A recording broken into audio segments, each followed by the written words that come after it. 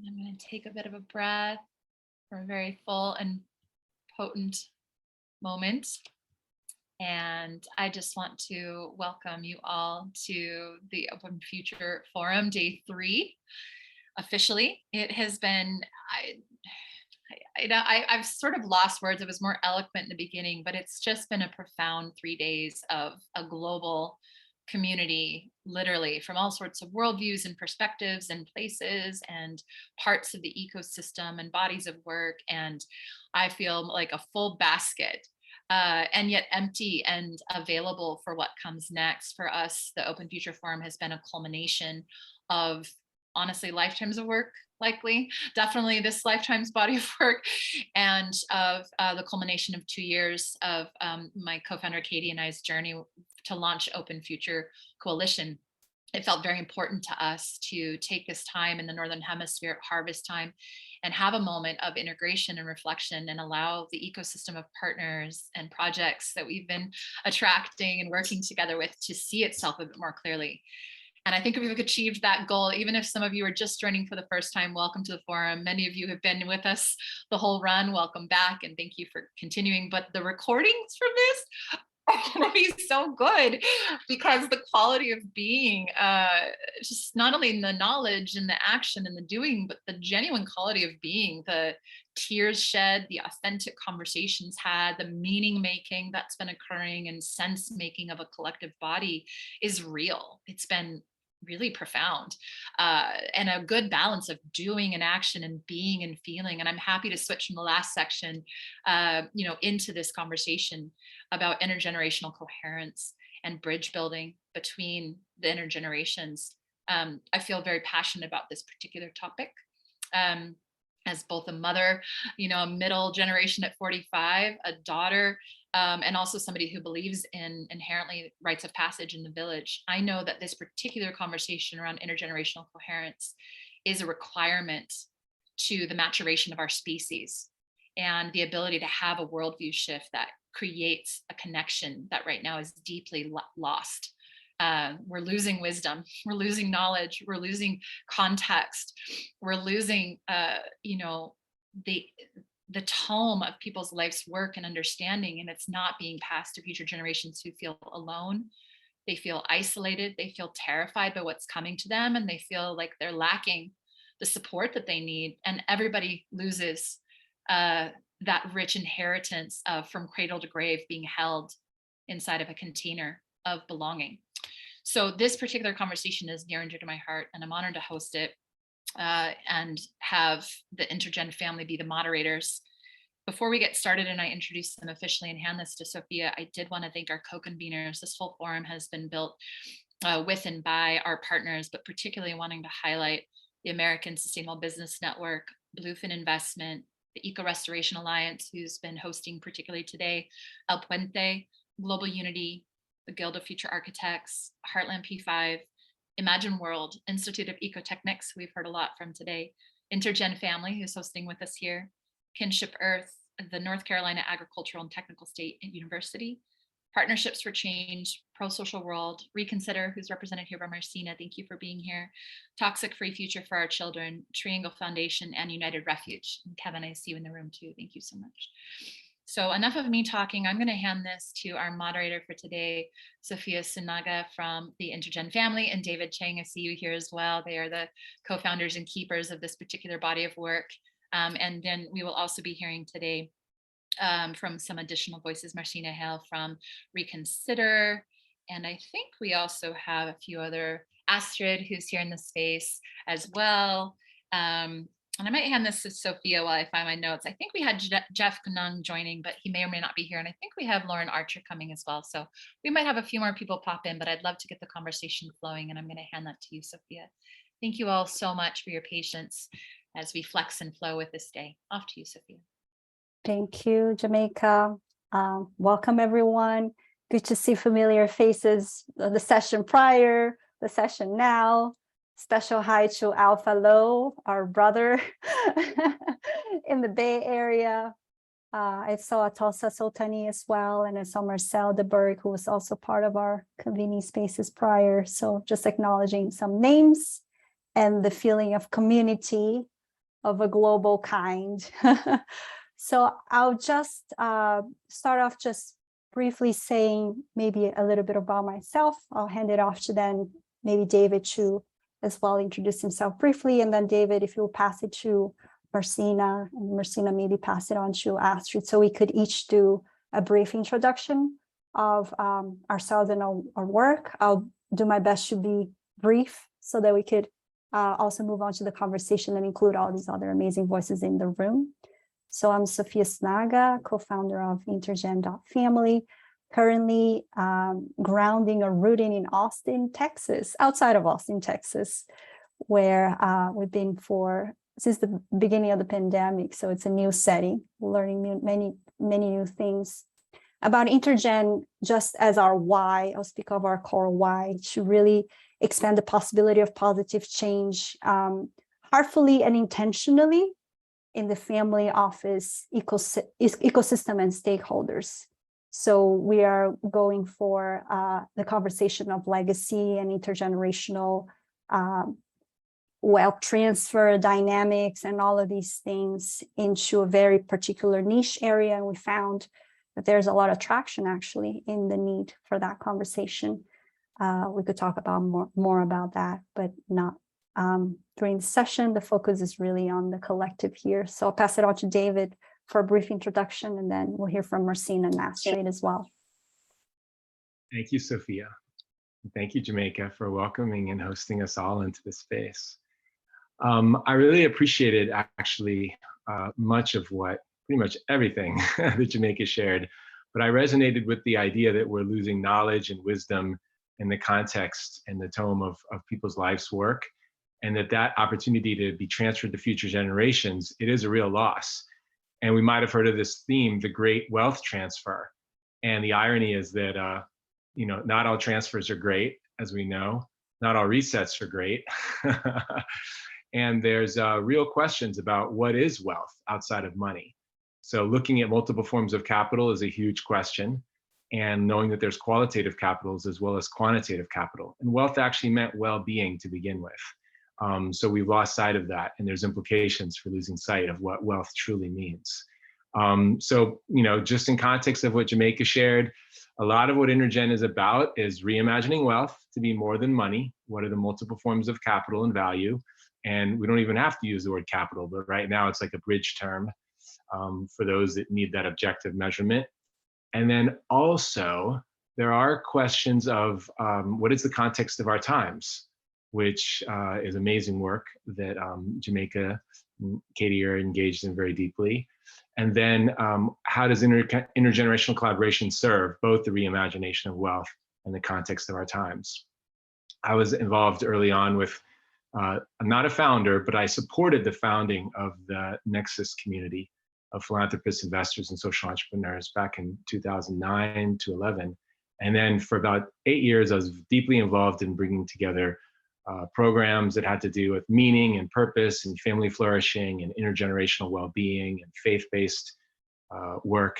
And so from 10 years of working with hundreds, or actually thousands, of young philanthropists, investors, and social entrepreneurs, we just realized that it was important to look at the systemic dimension of these questions and look at some of the challenges that we're facing.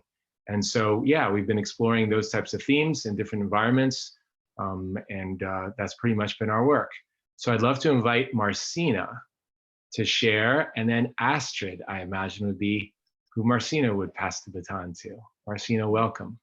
Thank you. Thank you. And thank you for everyone being here in Jamaica, for your amazing presence in all of these conversations.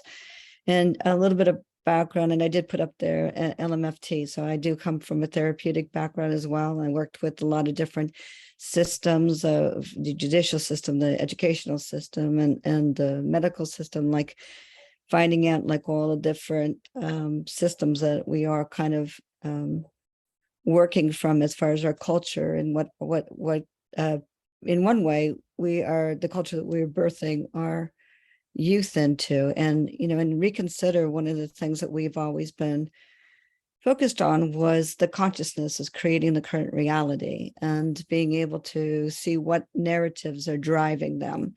and then being able to start being able to shift the narratives. And one of the things as a marriage and family therapist that I've seen over the years has been that, parenting used to come from the family, and as time comes on, and as we get more and more media and more electronics into our children's lives, into our family lives, into our cultural lives, that started to shift.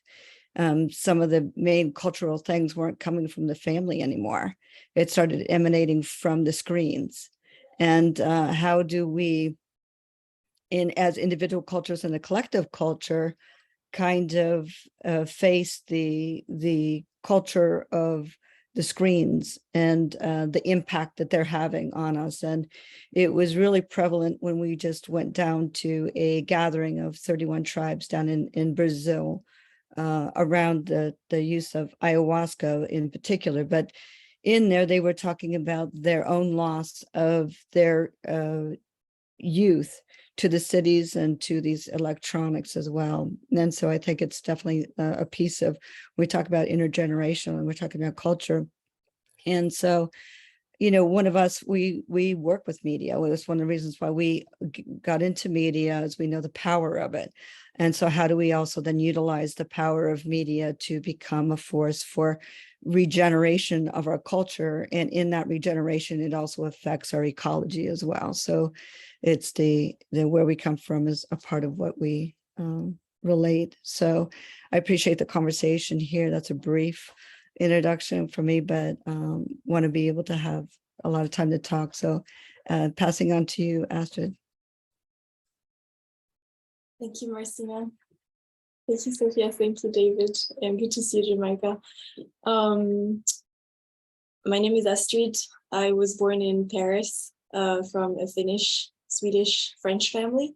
And I grew up in Tahiti in the Pacific Ocean until I was 18, at which point I moved to the US and studied pre-medicine. I was also a track athlete for a while and did some research in mindfulness and public health up to 2018. At this point, I had a sort of spiritual transition that happened, and started diving into nonviolent community organizing in the legacy of Dr. King and Gandhi and climate justice, and trained as a mindfulness instructor with Brown University. And in the past year have been living on land and looking at rites of passage and what it means for me as someone who was born in 1995 to be alive in this moment of history. And most recently joined the Inner Resilience Network that brings people back to the land and brings them tools. And I've been in an intergenerational relationship with Joel Baistrova, who created the network, and also have been working with Sofia and David on the specific question of wealth and how people coming from families that will pass down wealth navigate this transition time, this climate crisis that's calling for a re-ensoulment and re-embodiment of my generation that's being bombarded with urban, technological, ungrounded dynamics, tools, you name it. And so I'm sitting with my experience here, wondering what's possible. Thank you for that, Astrid. And from that space, I would love to start us off. It feels like you're coming to a very tender and true space. We'd love to ask then, we'll have a single question and we'll go around again and open then to the room. But we'll start with you if you're okay with it. The question is, how can intergenerational initiatives build bridges for coherence and connection? Again, how can intergenerational initiatives build bridges for coherence and connection? And I'll post this to the chat as a question so that we're all taking it in. But we'd love to hear your voice starting us off, Astrid, if you would. Thank you. The the first thing that comes up for me is the stark contrast that I felt between initiatives that I was involved in that did not have an intergenerational focus and the ones that I have been involved with that had an intergenerational focus, and how the coherence and connection was starkly different between both experiences. There is a way in which, as someone who was born, again in the 90s, I'm still trying to make sense of how to move in this world, building my values, understanding what's my role to play if I move away from the scripts that my parents have given me. And so there can be a polarization that happens when there's a misunderstanding or a lack of deep seeing that happens in spaces where important work is built. And that lack of deep seeing creates disconnection. As someone who studies therapy, which I forgot to mention in my intro, I can see how the web of life is really knit through empathetic conversations, rituals, stories really. And when these stories are not passed down, when we're not in communication, when as someone who's in a younger body, I'm told what to do and there's no curiosity for my experience, I'm losing on the stories that make me understand why I'm here and how I insert myself in the greater movement that my people, my culture is bringing forward into the future. And so to me, conversations and being seen for who I am, like I have in Intergen settings, just has felt reorganizing and stabilizing, so I could bring my gifts forward much more readily, as opposed to gaslighting myself, thinking there isn't much I can bring. Wow, thank you for that. I wonder if David or Marcina, there's a response that's coming from you in that? Marcina. Oh, there's so much to that. I mean, there really is. I mean, I would say that, one of the things is that we have to recognize that the younger generation was born into a completely different world, completely different. And the world is changing so fast that it's really hard for them to even grasp what it was like what it was like for their parents and so forth. And it's very difficult for the parents to understand the world that they're born into. And so even the idea of parenting has kind of flipped, like the parents don't even know how to parent within this kind of new world, if that makes sense. And so I think there is a feeling from our young people, in a way, a little bit of abandonment. And in that, I feel like it's left a door open for there to be a place of, when things aren't going well, to find out what's wrong with our kids. There's a focus on diagnosing. And because of that, I think that, and I've dealt with people that are in the younger millennials and so forth, that were raised off of finding out what's wrong with them. And really, one of the things that we've seen is, I know myself as a child, when I had an issue, I'd run out and climb a tree, go out and play with other kids. And there was a much more freedom that I had to be able to almost process outside of the context of technology. And so with them, they're usually on very tight schedules and ways of being, that opportunity is even lost. So I think the first thing is just acknowledge the loss of knowledge that parents even have on how to parent in this different world, and really kind of be able to step back and take a place of curiosity where we do teach how to create a culture that allows there to be a conversation and a step back for the parents and for the children, of just normalizing just time to connect, if that makes sense. Yeah, so I'm hearing a how is in relationship to a curiosity, a legitimate, candid curiosity around what is happening across, right, with this other human being, regardless of their age, but particularly for young people, and being mindful of the lack of reference that the young people might have in relationship to what the stories or more of the experiences that older folks might have had to ground them in what it means to be human being, and what are these times about. So I'm hearing wonderful things. I'm hearing as well parenting conversations and the honoring or the observing of the expression of the child or the younger folks. Maybe theirs is to go into nature, may not understand that behavior, but then being legitimately curious, right, about it. Sounds like a wonderful step to take in dialogue.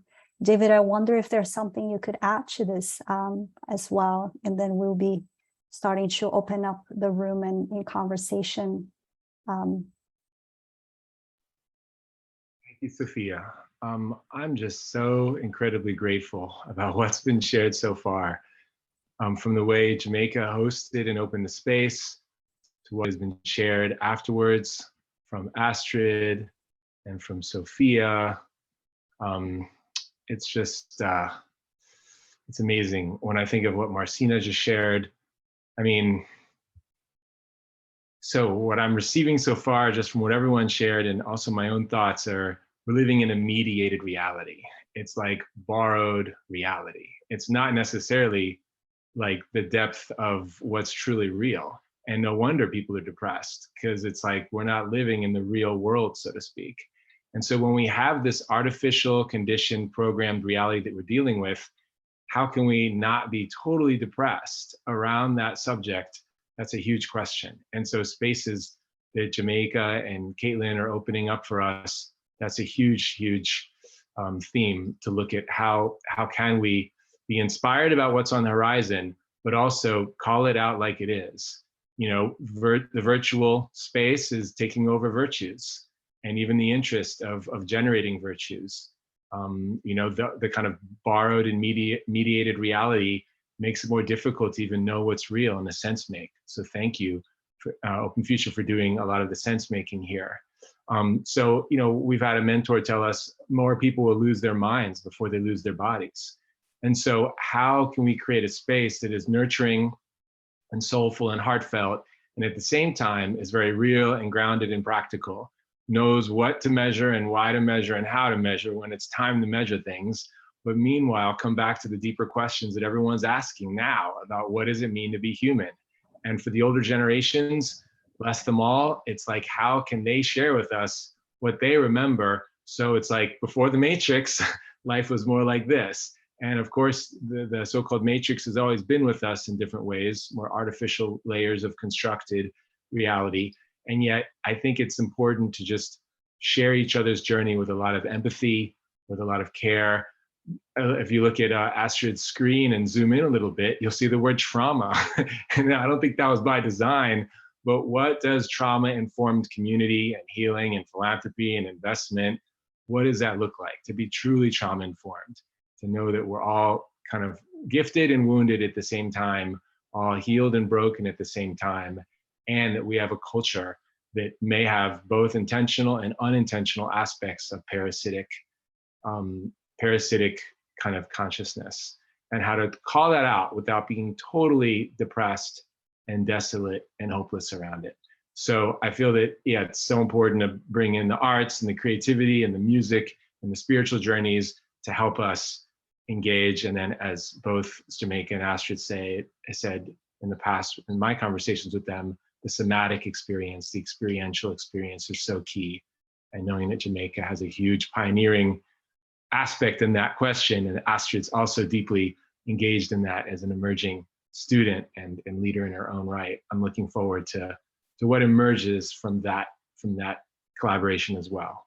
So I'm grateful for the conversation. Thank you, Sofia.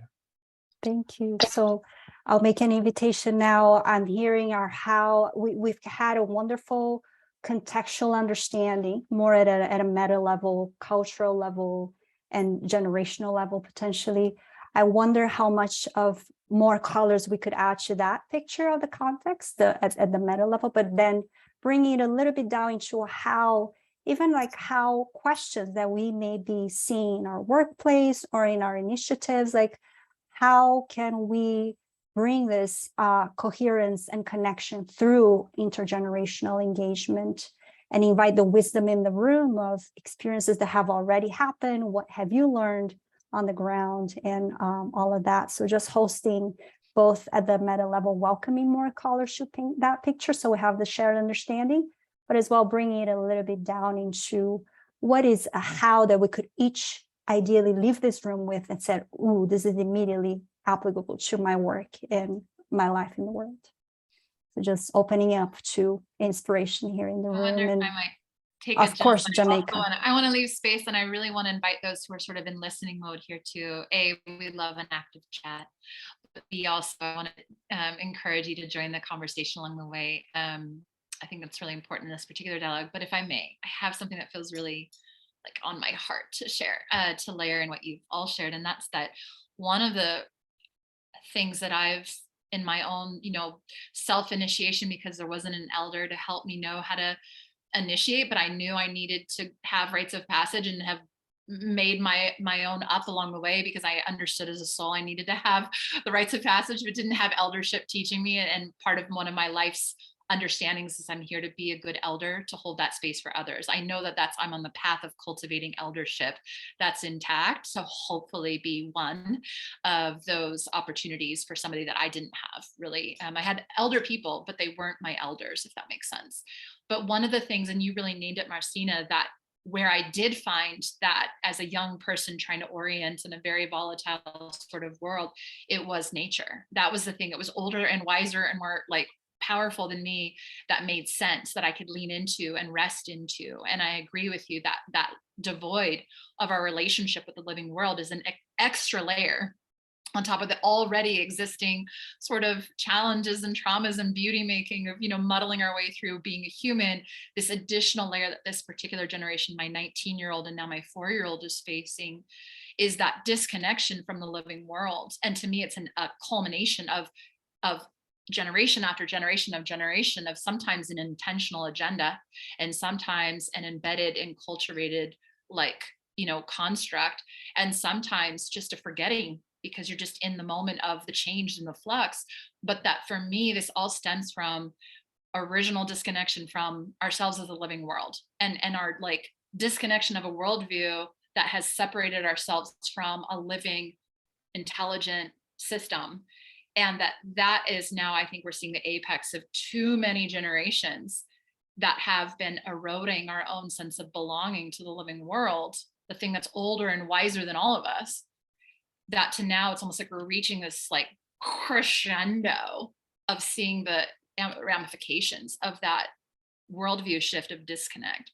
Mm-hmm. And so for me, the work that I have been most passionate about is going right to the heart of the source there, and working on whatever my own journey is of bringing not only living systems into design and infrastructure, but living systems into a relational context with us as part of a living world, to just maddening sort of swirl of modernity, and point us back to the fact that all around you are your elders. You are the children of the earth. You're held in sight of this. It doesn't matter how old you are in this particular lifetime, you're held in context of something that has history and story and meaning and wisdom and expression, and change, and you're part of that. And that to me has been one of the biggest ways to sort of make a direct reconnect, whatever generation we are, and the trauma that we're facing, to sort of plug back into those elders. And then I also want to acknowledge this idea of the wisdom of indigenous cultures. So an older elder culture that is, and often still holding an intactness of that reciprocity, and didn't disconnect from that sort of understanding of ourselves in context with nature. And so for me, that's also been where I've looked to the eldership and mentorship I've been craving, is to see these older cultures that still have that intactness. They remember intergenerational coherence. They know the importance of honoring and respecting the elders, and having the elders and the babies particularly connect, and to allow the my generation, the builders and the doers and the workers, to have that bridge of meaning between the babies and the grandparents, and have the whole family held in that context. Many of them haven't forgotten. And I want to acknowledge, this is not even an ancestral older time. This is current modern day villaging that happens all over the place. So some of this is also a Western conversation. Some of this is also how our Western influence has changed something that is still intact And it's only now, as you named, starting to hit the precipice where now they're losing their children for the first time. Whereas so many of us from our colonizer backgrounds have been lost. We've been orphaned for so long, for so many different generations, we've forgotten that we were already home. So I'm going to end with that, but just to say that that for me has been a both spiritual sort of meta understanding, but also a very practical place to try to aim efforting to like encourage people to come back to their own relationship with this ancient elder of the living world and try to reorient sort of from that grounding. That's been the most solace I've experienced. It's the work I love to do, is bring people back to place and spend time in place together and just let our own natural rhythm reemerge. And then I think the insanity starts to sort of quell, but without those opportunities, I'm concerned. I'm concerned as a mother of a 19-year-old. Every day I worry that they're not going to make it. Thank you, Jamaica. Astrid, I hear your insight here. And I would love also to just welcome very briefly Elizabeth's perspectives. I'm going to stretch us a little bit, because Elizabeth is holding an interesting perspective on the digital and the metaverse and the experience of youth there. Elizabeth, if you're there, would you be willing to share a little bit? And then Astrid, I'd love to go back to you with that piece that you'd like to share.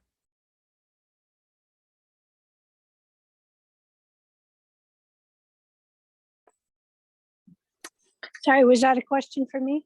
Yes, I read your comment on the chat box, and I feel like you're bringing this perspective on the digital experience and the young people engaging there.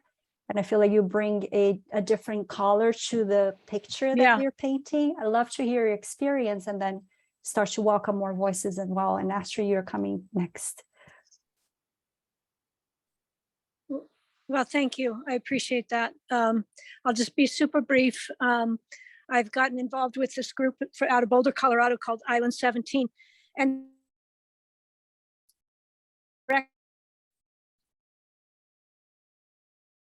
that is a very real thing. And many of them are afraid to go to school because of the shootings. And there's such angst, and that outlet of connecting with the natural world is seems to be far away for them. And the world where they are connecting is a digital world. And there's such ironics there, because we have to recognize that this push towards digital is in fact one of the elements that is deforesting the rainforest in terms of mining for the minerals for our devices. And so there's an ironic there, and how do we reconcile that, but also recognize that we have to get to them where they are.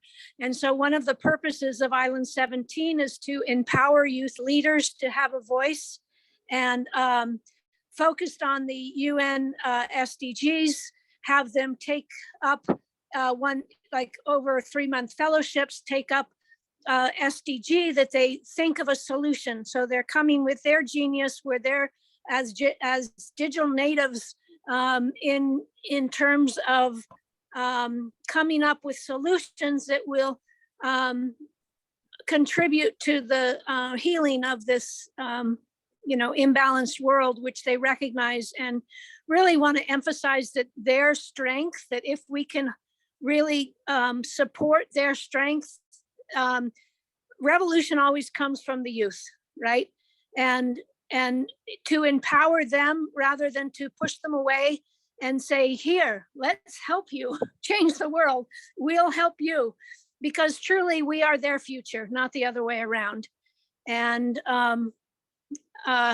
so the metaverse is right at a crux point, and as is the natural world.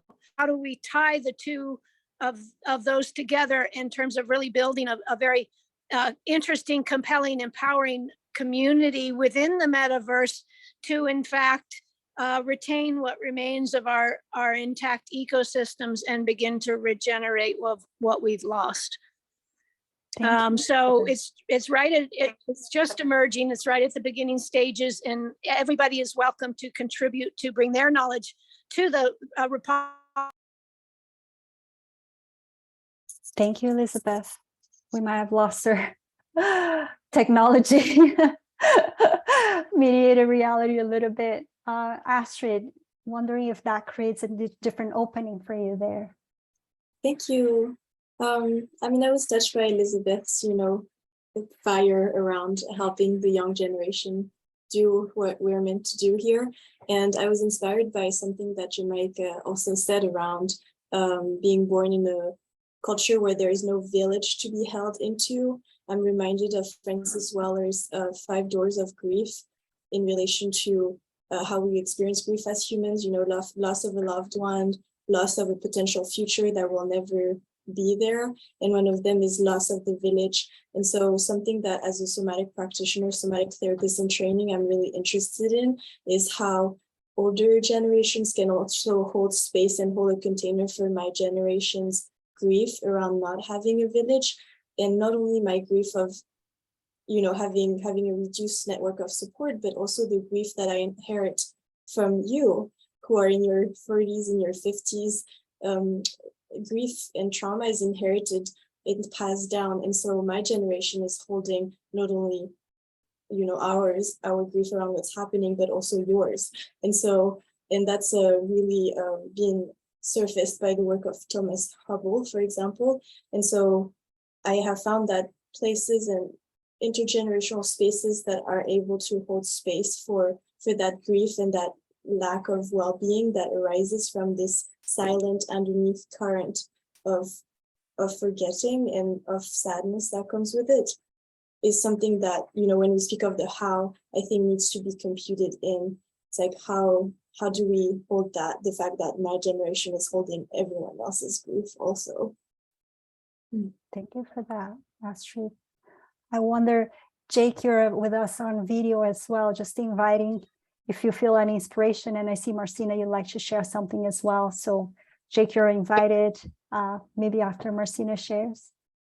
Marcina, there's Mary Charlotte, there's Siko, there's Sanjeev. Yeah, feel free to raise your hand and then jump right in. Kevin, Mark, Charles. Charles, yeah, Charles, if you would bring your experience. Yeah, go ahead, Marcina. So Astrid, first of all, I want you to know that I know I hear you. One of the things that I do with some of our younger generation is apologize.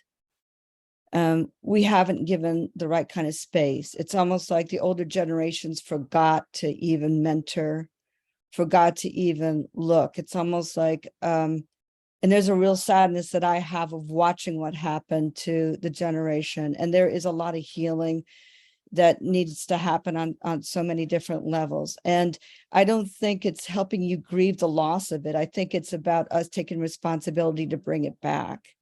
And I just want to acknowledge that with you. And I think that that's a big part of being able to have these kinds of gatherings and making sure that it's intergenerational and to make sure that we give time for your voices to be heard. So I just want to acknowledge that. Thank you.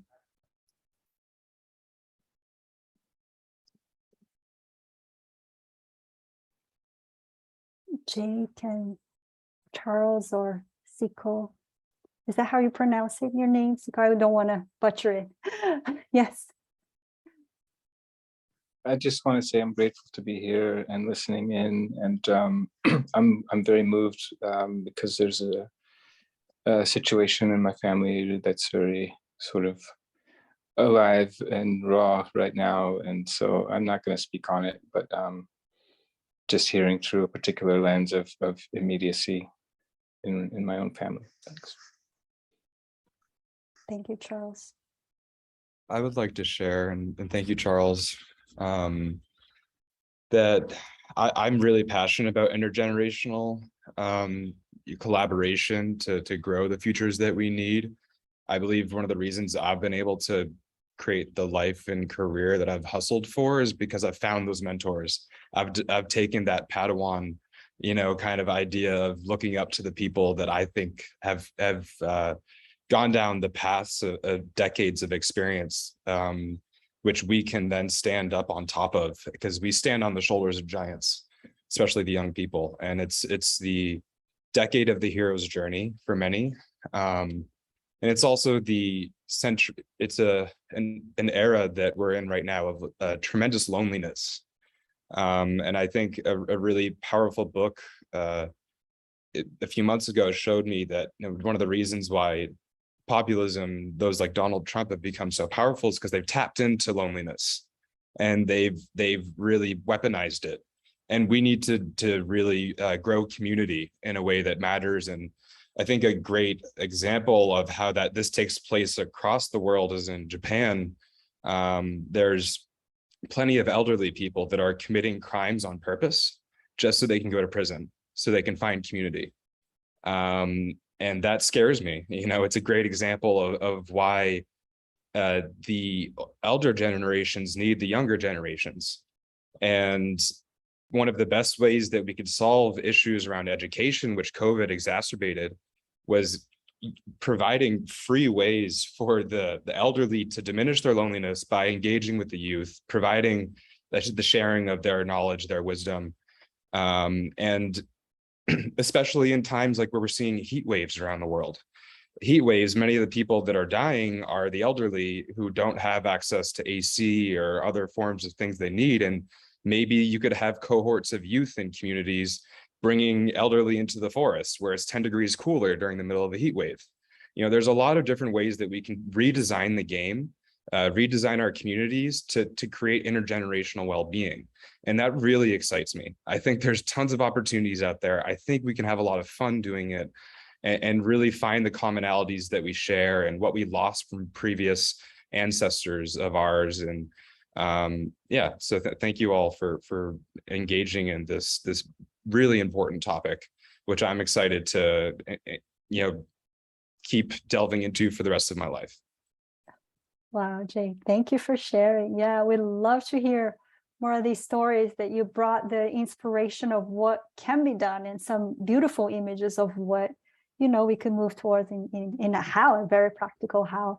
Siko, I wonder if you'd share something and then inviting others as well to open up their cameras or their mics.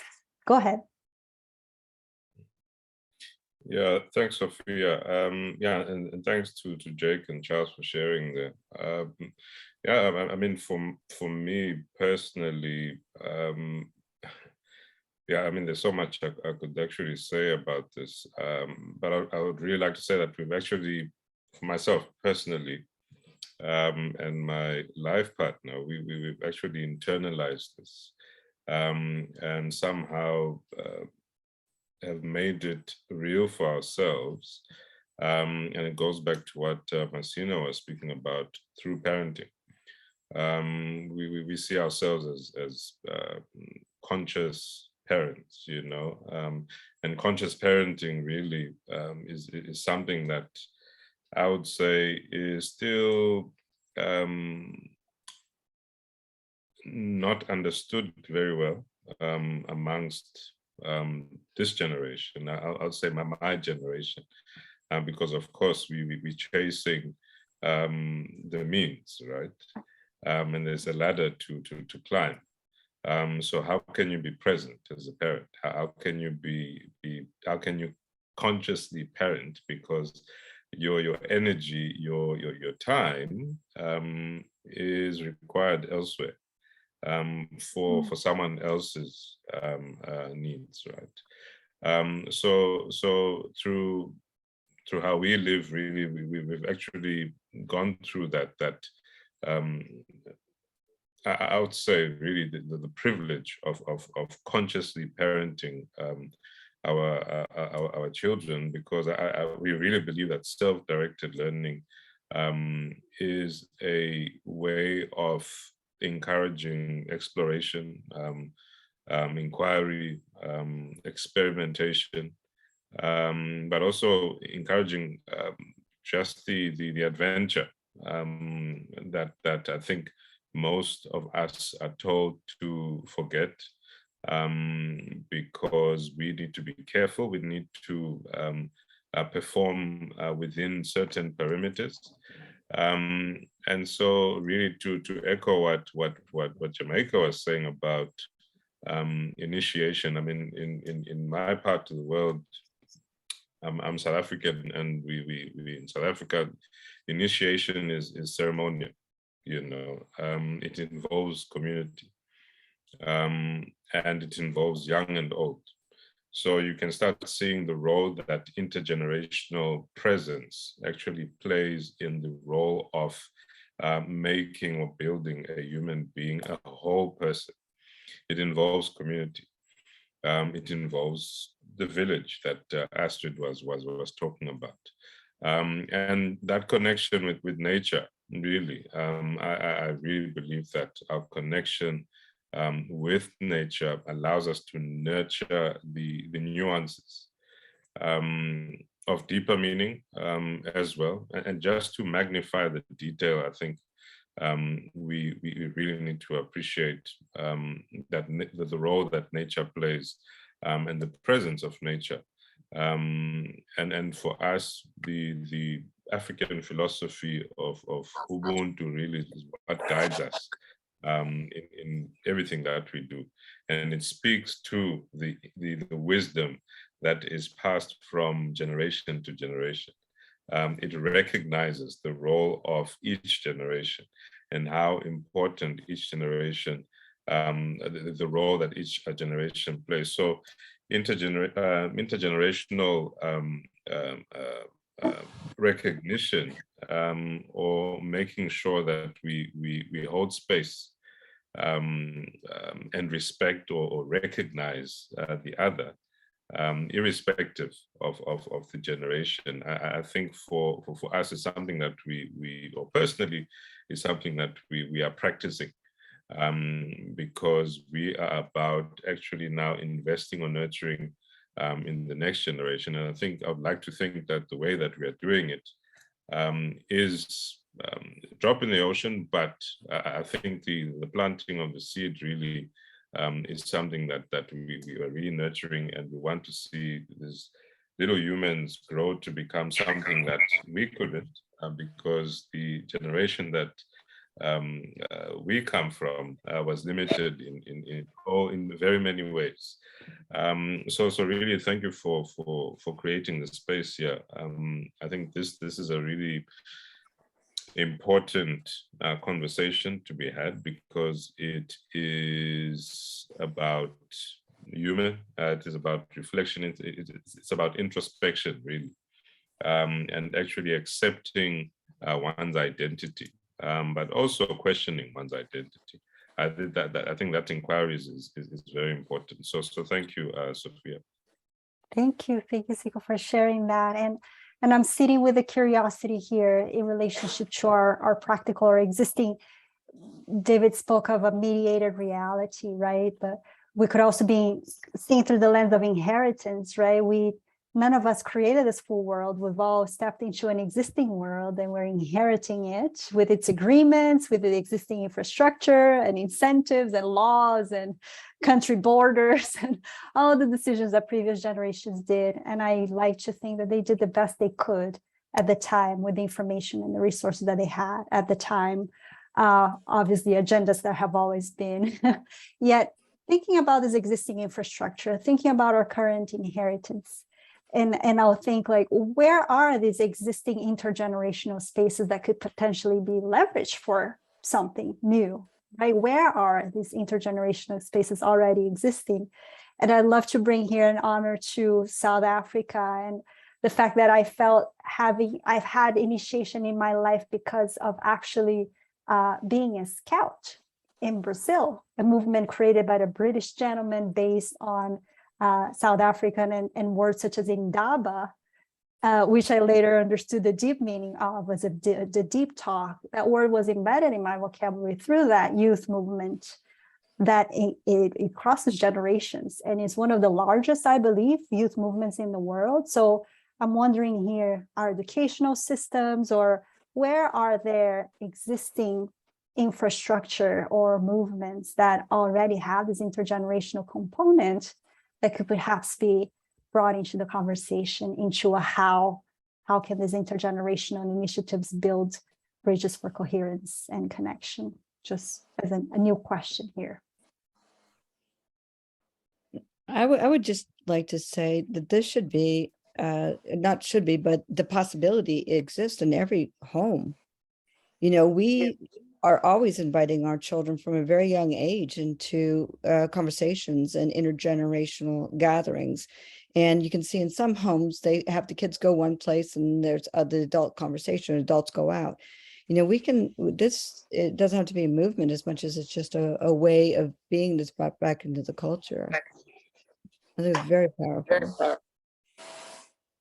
And Elizabeth, acknowledging that you dropped and you're welcome back. Thank you for your share prior. Do we have any other voices? Kevin, Mark, Mary, Ron, anyone else as we start moving to a different section of our conversation? I'd like to was just gonna- go ahead. Oh, Go ahead. Just super quick, maybe, and maybe there's another thing I can add later, but picking up on Siko, what you were sharing about conscious parenting, and just to peel back one of the layers of what I was alluding to with my situation, it's the extra complexity of the conscious co-parenting with split parents, right? So, and that's all too common and all too complex. So that's, yeah. And then actually one tiny thing, which also came up from Siko talking about the different generations, I learned something which maybe is more known, but about the idea of 7 generations existing at any one time in a village. And I thought that was really beautiful. I hadn't thought about that before. So, yeah. Thank you for that. If I may just come in there, I mean, just to highlight what you are referring to, Sofia, this is a writer called Credo Mutwa. I love and he Credo. speaks about Indaba, my children. Really amazing work. And so it speaks to that Indaba that you mentioned. And really, it's all about the valuing of the intergenerational presence of how a village is actually constructed, the infrastructure that you speak of, which is not necessarily physical. It is in essence spiritual as well. It exists in the spirit, in nature. It flows through every living thing, and that is the infrastructure that perhaps cannot be recognized as infrastructure as such in this instance, but it plays a critical role in how the other infrastructure actually works. Absolutely, absolutely. Astrid, whenever you just feel free to jump right in. I'm doing this thing where I'm shy and I'm like, can I say something? Something I wanted to share from my own experience with initiation, which was powerful, is that life actually called me into initiation through really difficult events. And the way that I was initiated in my young adulthood was actually not through a program like the one at Animus Valley that I've taken and is wonderful, but really through engaging and bringing meaning to really difficult experiences and having elders around me to sense make what was happening, and then to make me realize I was now a different person. I had crossed the threshold. I was welcomed by a new community of people. And so again, when we come back to the how, I think that those of you like Jamaica, I will see you as a wonderful elder when the time is right. But I just feel like those people who are called into eldership really have the role of watching the young generation and see when they're actually going from cocoon to butterfly, and put the words that the young person is unable to see because of their lack of experience and make sense, and then be initiated into their next phase. And so while it's important to have spaces like Animus Valleys, I think it's really about being able to have people around us, you know, as elders, you yourselves can, you know, just accompany that process, be doulas for young people's unfolding. Absolutely.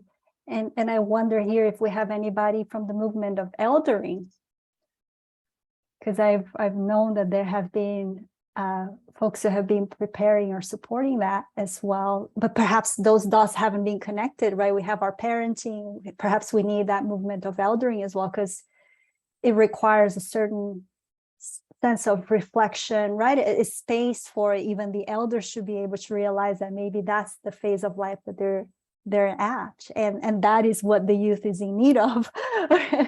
But perhaps, you know, we're a village, it's here, but perhaps disconnected.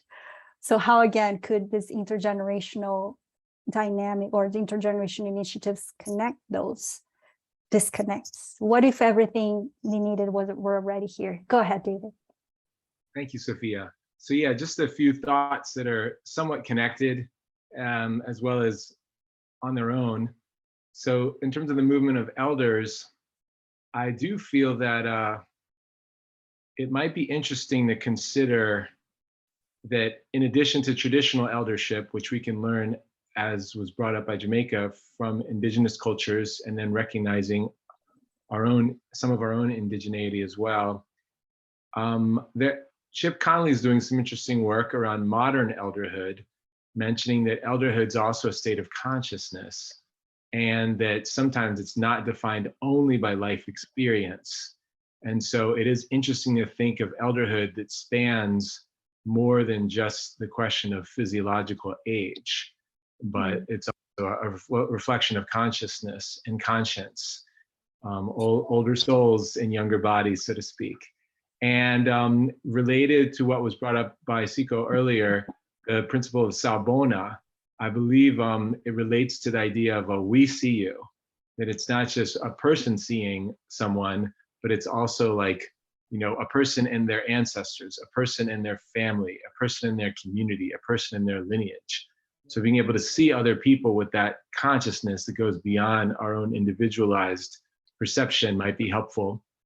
Also, in the work that we've done around looking at the effects of the implications of the so-called great wealth transfer materially, what I meant to say earlier is that, you know, it's important to look at all the different dimensions of wealth, not just financial, but all the other qualitative dimensions of social, intellectual, emotional, spiritual, psychological, cultural, creative. There's so many different forms of so-called resource and capital that it's good to engage. And when families only engage on the financial aspects, including just the chase, just the sometimes survival, it's difficult to focus on those other qualitative capitals.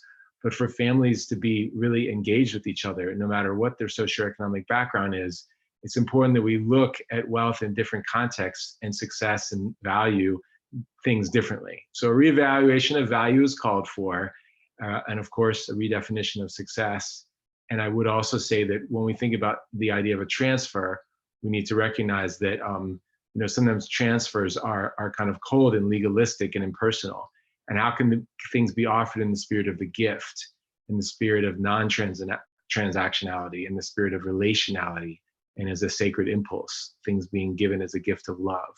So that's pretty much what I wanted to share along those subjects. And then the final thing I wanted to mention was that I do feel that there are energetic dimensions of what we're working with as well. And for us to look at things on an individual level, a family level, a community level, a societal level, and being willing to do work in all those different dimensions feels very important. And to recognize that there's a systemic piece of these themes to look at, as well as an individual piece, so that we don't feel overwhelmed by looking at either one. And obviously we've all talked about nature as teacher and healer, and helping us, you know, realize that that's part of our inheritance that we get to consciously receive, including the grief that comes along with that. So yeah, thank you. So I wonder if in shifting again with that understanding of how do we take this conversation practically now into the world, I would love to invite us to think of one nugget of everything that was shared, one practical step, one new insight that we can, starting as soon as this call ends or even before, that we can already start applying. And I'll say that for myself, the particular piece that David shared, to host both the parenting, to me was striking. We went into this such an intimate, right, private space of the parenting, to the massive kind of context of the world. And so holding the tension, but with kindness of understanding, as Siko was saying, It's a drop in the ocean, yet it is a drop. and yet, right, being part of this larger movement as well. So I'm taking that inspiration as in this calling for motherhood myself. So I'll take this practically into post-conversation, and I would invite everybody else to share as well, a little nugget as we go around, and then we'll do a final activity. So I'll pass it to David, and then we'll just pass it to each other, Mike. Oh, you're muted. Uh-oh, your sound disappeared. There you go. Oh, I'll pass it to Jamaica. I'll go last. There's so much richness here. I think I will offer trust in the way that even when we don't have good guidance systems, just trusting the intelligence of souls to know and find and figure it out and muddle our way through. So the walk away from me, is to like trust my children, trust myself, trust the earth and the processes that we're going through, and to like when, just trust even things that seem very difficult or hard are for us and part of something much greater than I think we understand. And so I want to trust those experiences and the guidance compass that's always sort of guiding us back to our own coherent, intelligent soul. I just want to trust that, and I'm going to trust that in you and everybody else who's struggling and trying to find their way right now. So that's what I'm going to offer for today. Thank you. And I'm going to pass that, Astrid, I'll pass that to you. I was struck by the image of young people taking elders in the forest. And that seemed so concrete and so beautiful. And so one thing that I'm taking away is where are these groups of elders in my life? Because I have, singular elders around me that are all around the country and the world in some ways. So wondering what's possible at a local level around me, and how can I also serve the elders around me. Yeah. And I'll pass it to Marcina. I think for me, it's like, creating a space of play.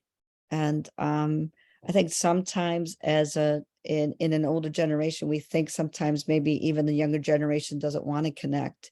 I've seen that too. And so encouraging that interconnectedness and what we do, and bringing in more play, curiosity, and opportunities for fun, maybe going into the forest more, like Astrid said. So, and just basic conversations. So I'll pass it over to Charles. Oh, I'm not sure I can add anything here, but thank you. Passing it to whomever's called. Ron, go ahead. Ron's outside mentoring right now. I would say, alertness, and I was very inspired by what I caught what Jake was saying about the energy to seek out mentors. And so from the side of someone developing a consciousness as a mentor, or discovering that I seen that way, really is more being alert to where those people are showing up in my life, and like carrying my business card everywhere and say, give me a call, yeah.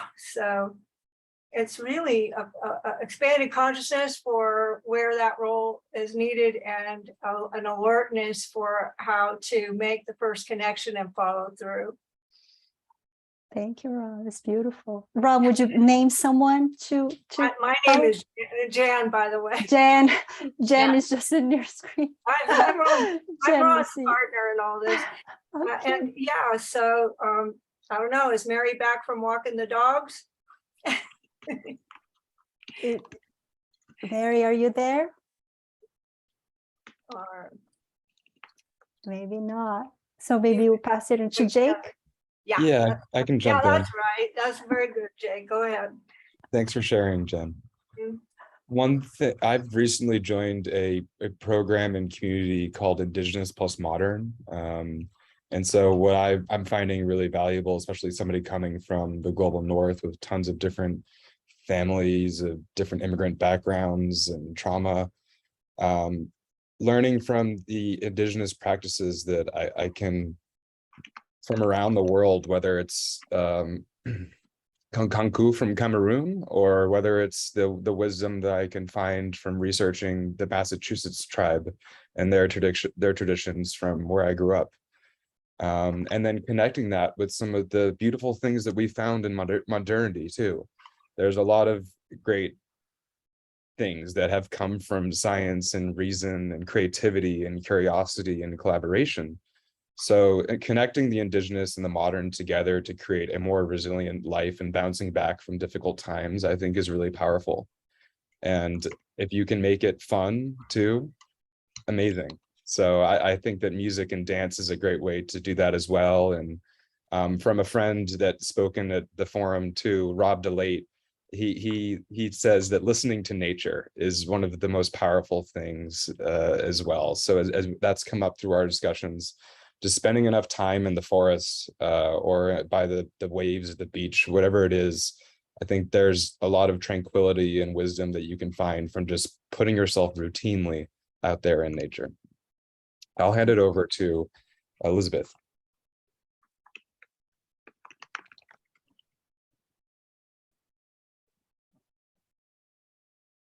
Elizabeth, can you hear us? Yes, I I can can. just- Internet's yeah. Go ahead. Going in and out here.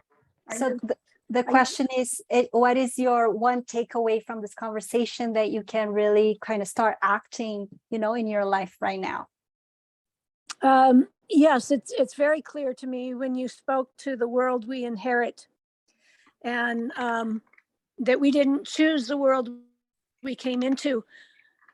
Our ancestors made decisions that chose it for us. And so in terms of intergenerational and what we're passing on to our youth, there's only so much we can control. I had my children in an urban environment, and I chose to move to the country to I had the privilege of growing up in a wilderness setting. So I came back to my wilderness setting to raise them.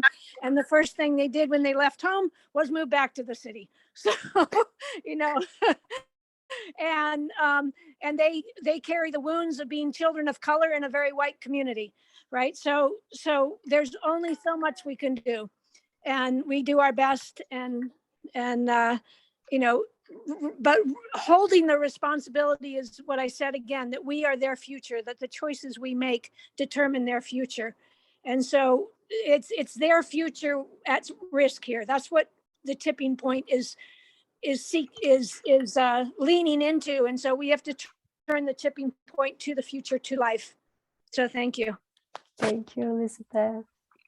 So Siko maybe, and then Charles and David. Charles, if you feel inspired. A couple of quick things. One, just Jake, you mentioned, and I'm also a dear friend of Rob DeLate, and he's wonderful. And you mentioned the listen to nature, and I wish I could share the picture, but I have this great T-shirt from here in Switzerland that says "Listen to Nature," and it's got a crosscut of a tree with the rings, right? And then it's a turntable, so there's like a needle arm with a needle, turntable, listening to the tree rings. So that's kind of cool.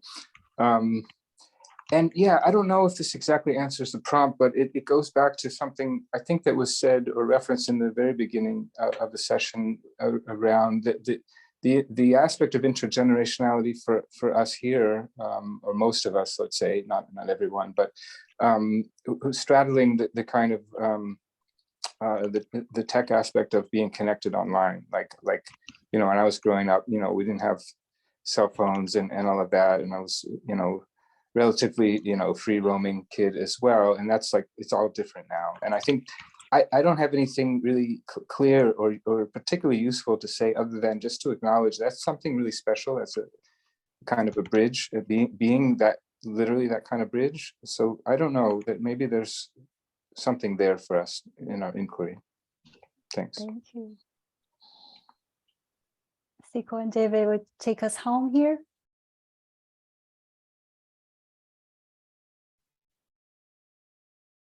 Siko, you're Yeah, on. I think, yeah. Oh, okay. So sorry, David. Yeah. So maybe I can just say that I think most of my work really is around tech for good, the tech for good space, and there's a lot of intergenerational ambiguity there because of the role or the divide that technology creates by its very design. But one of the projects that I'm involved in looks at reducing or ending homelessness in the city that I'm in. And there's a lot of intergenerational work involved here because you deal with different demographics, people from different walks of life, and really the stories are stories of compounded trauma, intergenerational trauma, really. And how that actually then presents itself in this individual who finds themselves in the space trying to make sense of the world and their role, their purpose. So I have to say the work has been really rewarding in seeing the impact of the conversations, of the interventions, of the mentoring. And this is just through nature, through growing food, how we're actually able to bridge that divide, create or build bridges through growing food, you know, but also responding to the environment. And this speaks to the importance of mentorship, and we've actually looked at how this actually impacts the community at a larger scale, and there's definite benefits of how we actually interact with individuals that, for one, no one wants to interact with, no one wants to deal with the issue. But better yet, I think again, the drop in the ocean. How do you create the bigger ripple effect from that drop in the ocean? And so the work continues. Really, I just thought maybe I could highlight that that we play our different roles in different areas. But I just wanted to highlight that the importance of mentoring. I think it was it Jane was saying that? No, Jane, yeah? Yes. The role of mentoring and how important it is in an individual's life. So just highlighting some of the importance of intergenerational awareness in the work that we do. Just thought I could just share about that. Thanks. Thank you, Siko. David, would you be just in a laser share? Because our final invitation is for us to leave a little message for the future generation. So we have a little form so we could have some post-its and have a little memento from the session. But David, would you share briefly? Yeah, actually, I was going to pass my share along to the space. In other words, yeah, I wanted to go last just to make sure all the other voices were there. So we can go to the next exercise. Yeah. So Jamaica, if you would like share there's a link on the chat Jamaica is going to share. It's a type form. It's simply a form. You click on the link and there is a prompt. And I'll share my screen while Jamaica is doing that. And the prompt is, write a note to the next generation. Express any wisdom you would like to share and our hopes you have for the future. And everything you enter here will populate into a board. And we'll keep this as well to share with others who were not part of this session. But the chat now has the link.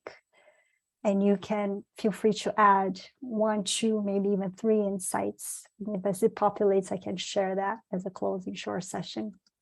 Yeah, and I put in the chat the link. You'll see it there, the bottom link. And then right before that, I put the link to the next session. I'm going to leave the room with Sofia as you finalize this last little exercise.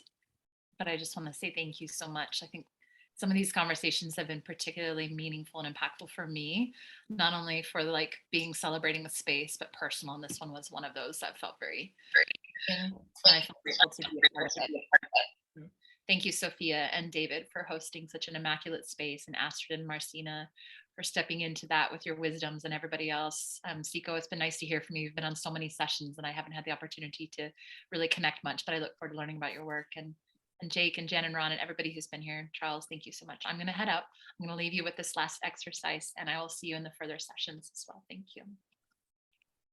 Thank you. So we're having a couple of post-its coming in. Sure, looking good. Additional thoughts? Jen, were you able to find the link on the chat to?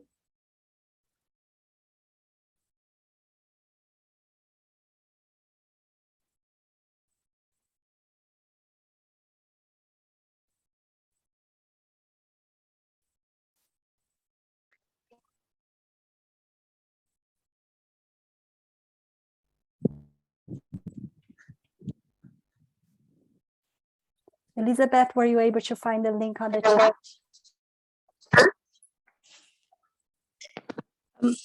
I am going in and out, so I'm just following along best I can. And I think the link was posted when I was out. Oh, okay. So let me post post it. Let me post it again so you can see it. Okay. Thank you. There you go. Oops. I'm sorry, that was that one of the thoughts. Let me post this again. There's it again. Okay, thank you. You're welcome.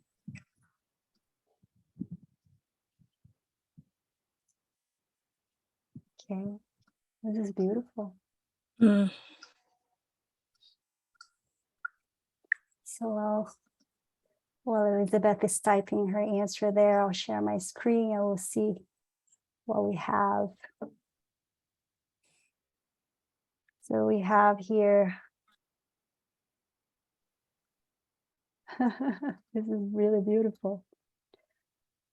You're loved and looking forward to what you create. Take care of yourself and others. I hope you're able to be safe and flourish online. Don't let anyone tell you how you would turn out. Just dig deep and do what your essence says. Do it at each moment. A version of Joanna Macy. It is not your fault, but it's your responsibility. Trust your deepest wisdom. Know that your thoughts are not always your own. Discernment is possible without judgment and condemnation. Don't get caught up in the polarity. Your ancestors see you and are praying for you, whether this was the life you were given or the life you chose, or both. Live it and give it. There's great value in your family and its traditions. How do I decide what to value? Perhaps the most pressing and consequence-loaded question for each generation. This is beautiful. We'll keep this as a memento for a session, and perhaps we could share, maybe in Jamaica will be able to share this with other people who are not present in the session, and maybe they'll add their thoughts as well. Thank you so much for being here for this wonderful conversation. Yes, David. Sofia, I was just asking if it would be possible to ask Siko to bring us out with a prayer from his tradition. Absolutely. Thank you, Siko. Would that be an invitation you accept, Siko? Yeah, definitely. Thanks, David. Yeah.